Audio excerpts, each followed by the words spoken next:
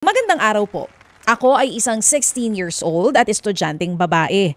Kapag walang pasok, nakakapakinig po ako ng programa ni Manong Ted Filon at DJ Chacha dahil regular na taga-subaybay ang aking ina. Gusto ko po sanang humingi ng payo para sa matagal ko ng kinikimkim. Mahal ko naman yung aking mga magulang pastor at alam kong gusto nilang maging mabuti ang aking kalagayan. Pero sa totoo lang, nalilito ako sa mga pinapakita nila. Ang dalas kasing mahigpit sila sa akin. Bawal lumabas, bawal gumamit ng phone ng matagal, bawal manood ng kung ano-ano, at kailangan laging sumunod sa kanila agad-agad. Pero napapansin ko rin po na sila mismo, minsan ginagawa naman po yung mga bagay na ipinagbabawal nila sa akin. Minsan nga nanonood sila ng mga palabas na sinasabi nilang hindi ko dapat panoorin. O kaya naman, hindi rin sila laging nagkakasundo at nagtatalo pa sa harap naming magkakapatid. Pastor, ang hirap pong irespeto o sundin ang mga sinasabi nila kapag hindi ko po nakikita ang pagiging magandang halimbawa nila. Pero naiintindihan ko rin po na bilang anak, dapat ko pa rin silang sundin. Ang tanong ko po, paano po ba magbigay galang at sumunod sa magulang na hindi naman parating maayos ang pinapakita? May mga halimbawa po ba sa Biblia na makakatulong sa akin para mas maintindihan ito? Alam kong masyado pa akong bata para isipin to. Pero balang araw magiging magulang din ako, pastor, at makakatulong din ang inyong payo para magampanan ko po ng tama ang tungkulin kapag ako'y naging isang ina na sa hinaharap. Lubos na gumagalang, Beth. Una sa lahat, Beth, gusto ko sabihin napakaganda ng puso mo, no? Kasi nga, parang forward thinking ka na. Baka alam mo yon, gusto mo rin maging nanay one day at yung sulat mo parang in preparation. At para sa isang 16 years old, medyo matured kang mag-isip. So, eto muna yung gusto ko sabihin sa'yo, Beth. Yes, it's hard sumunod, parang nakikita mo double standard, pero tandaan natin na ang magulang natin ay binigyan ng Panginoon, ng Diyos, ng karapatang maging overseer sa atin o tagapamahala or authority. Kasi siya rin nagdi-decide kung kanino tayo mapapanganak. Alright? Nasa Bible yan, kung kanino ka magulang ibibigay. So mahirap mang sundin minsan, Beth. I'm sure hindi naman lahat siguro na ginagawa nila contradictory, ano? Pero sample natin si David.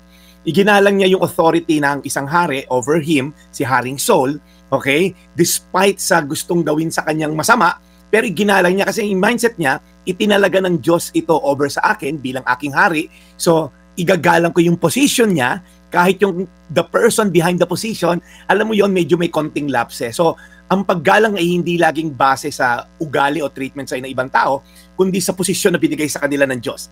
Will you be faithful to honor your parents? Kasi ito yung verse na para sa atin ngayon, Beth, Exodo 20:12, igalang mo ang iyong ama at ang iyong ina, upang ang iyong mga araw ay humaba sa lupaing ibibigay sa inyo ng Panginoong Diyos. So, ito wala tong special clause na if they do good, if they are kind, if they are respectable. When you say honor, it means to give weight. Honor their position, honor your mother and father, at may dalawang promises yan para sa iyo, Beth. You may live long and everything will go well with you. Okay, pangalawa, nakikita ng Diyos yung effort mo, Beth. Alang-alang sa Panginoon, hindi mo man ito ginagawa para sa magulang mo, dahil hindi naman sila perpekto, sino ba naman perpekto, kundi dahil gusto mong bigyan ng tuwa ang Diyos. Gusto mong maging kalugod-lugod ka rin na anak ng Diyos. At alam mo ba, kapag ginawa mo yung tama, kahit mahirap, mas nakikita ng Diyos ang puso mo. At mas lumalalim din yung relasyon mo sa Kanya. Di ba tayo nga, Beth, sabi sa Biblia, while we were still sinners, Jesus Christ died for us. Imagine mo yon, habang tayo'y tumatalikod sa Diyos, gumagawa ng masasama, and yet si Jesus bumaba para ikaw ay tubusin sa iyong mga kasalanan at sa aking mga kasalanan. Tapos pangatlo, you can still honor them naman, even if you don't agree. Beth, ang paggalang ay hindi ibig sabihin kailangan mong sumang-ayon sa lahat. May mga paraan, maging mahinahon, magalang ka sa pamamaraan, na ibukas ang iyong saloobin. Pwede mong sabihin yung ganito, Beth, ano, Ma, Pa, alam ko mahal nyo ako, gusto nyo rin naman ako mapabuti pagtanda ko, pero minsan lang po nalilito ako kasi may mga bagay na bawal sa akin, pero parang sa inyo okay lang. Di ba? Sabi mo, wag ako magsigarilyo, pero nakita kita, Dad, nagbe-vape. Di ba? Parang naguguluhan ako, Dad. Explain mo naman sa akin kung bakit ganon. Kung hindi man nila maunawaan, Beth, wag kang panghinaan ng loob. Tandaan mo, hindi ka lang isang bata, si Lord kakampi mo pag tama ang iyong ginagawa. Alright? And also, lastly, keep guarding your heart. Ibig sabihin, pinakamahirap minsan kasi magtanim ng galit. Kasi yan ang nagiging puhunan ni Satanas para magkaroon ka ng resentment, unforgiveness, rebellious heart. Okay? Kaya ingatan mo ang iyong puso. Sabi sa Biblia, sa Proverbs, dahil daw ito yung dumadaloy ang buhay. It's the wellspring of life.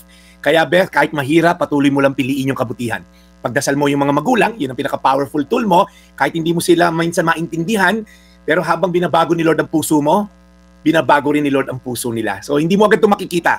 But know for sure, si Lord ay laging nakabase sa tamang lugar, sa tamang tao, sa tamang kapamaraanan. So, naintindihan ni Lord ang puso mo. Kaya again, Beth, igalang mo ang iyong ama at ang iyong ina upang ang iyong mga araw ay humaba sa lupaing ibibigay sa inyo ng Panginoon mong Diyos. Tayo magdasal, Beth, at hopefully nakatulong sa ito. Lord, salamat Lord sa aming letter sender ngayon. As young as she is, maganda ang kanyang pananaw sa buhay. Paano ba siya maging huwarang ina, huwarang asawa one day? At ngayon pa lang dapat magsimula na talaga siya. I-honor niya ang mga authority. Pwede niyang i-voice out in a loving way yung kanyang confusion. At the same time, Lord, yung pagdarasal for our parents is the most powerful tool. Kaya Lord, i-bless mo po si Beth ng katiwasayan ng puso, knowing na you're in control and you are always the one na susunod sa lahat ng plano sa buhay namin. Salamat, Lord, in Jesus' name. Amen. Today's Reflection with Pastor Jeff Eliscopides.